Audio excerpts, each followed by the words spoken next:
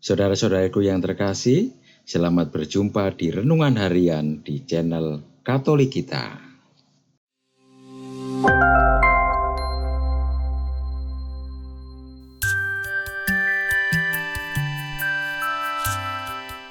Hari ini, Rabu, 10 Mei 2023, Pekan Paskah yang kelima.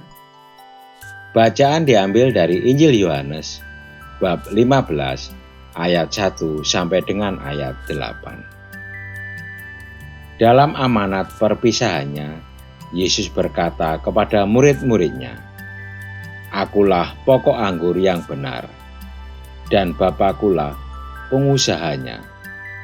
Setiap ranting padaku yang tidak berbuah dipotongnya, dan setiap ranting yang berbuah dibersihkannya, supaya ia lebih banyak berbuah.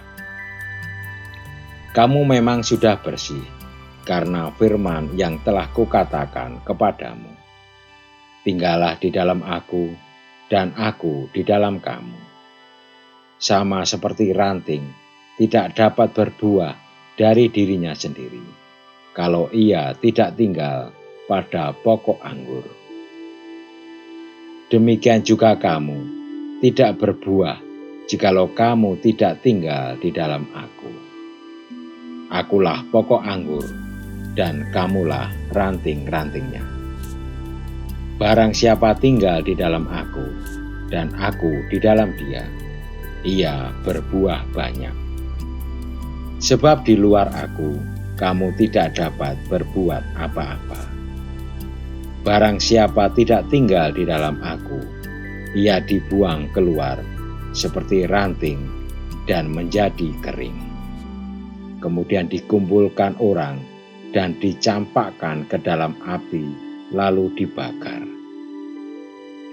Jikalau kamu tinggal di dalam aku, dan firman-Ku tinggal di dalam kamu, mintalah apa saja yang kamu kehendaki, dan kamu akan menerimanya. Dalam hal inilah Bapa-Ku dipermuliakan, yaitu jika kamu berbuah banyak, dan dengan demikian kamu adalah murid-murid-Ku. Demikianlah sabda Tuhan. Terpujilah Kristus. Saudara-saudariku yang terkasih, persoalan adat tradisi masih begitu ramai diperdebatkan di antara para murid Yesus.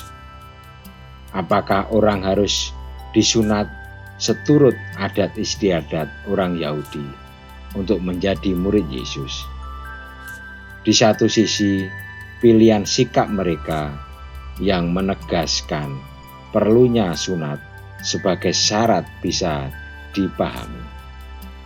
Menghidupi kultur baru yang bernama Kristiani dalam mengikuti ajaran Yesus sebagaimana pedoman satu-satunya bukan hal mudah.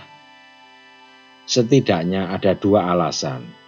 Tidak ada referensi orang terdahulu yang sudah hidup dalam kultur itu. Dan Yesus telah memberikan pengajaran sampai kepada hal-hal detail hidup sehari-hari. Di sisi lain, pilihan sikap itu tidak bisa dibenarkan karena menunjukkan keengganan untuk meninggalkan cara hidup lama dan membuat Kristianitas hanya akan menjadi komunitas eksklusif. Padahal Tuhan menghendaki supaya semua orang diselamatkan. Sabda Tuhan Yesus menegaskan apa yang sungguh pokok sebagai syarat menjadi orang Kristiani, yaitu berpegang pada Yesus, pokok anggur sejati. Tanpa itu, meski sudah melakukan semua tata lahir dengan sempurna, orang tidak dapat menghayati hidup Kristiani yang sesungguhnya. Yesus mengundang kita untuk selalu menempatkan diri sebagai ranting yang terus terhubung dengannya. Kita dapat selalu terhubung dengannya melalui sakramen-sakramen gereja, doa-doa pribadi, maupun bersama, dan ketulusan belas kasih yang kita wujudkan kepada sesama. Marilah kita berdoa. Ya Tuhan, sumber belas kasih, janganlah biarkan kami berpuas diri dengan kesempurnaan tata lahir, dan tuntunlah kami untuk semakin tulus mengasihi-Mu. Amin. Saudara-saudariku yang terkasih, terima kasih atas kebersamaannya di dalam renungan harian ini.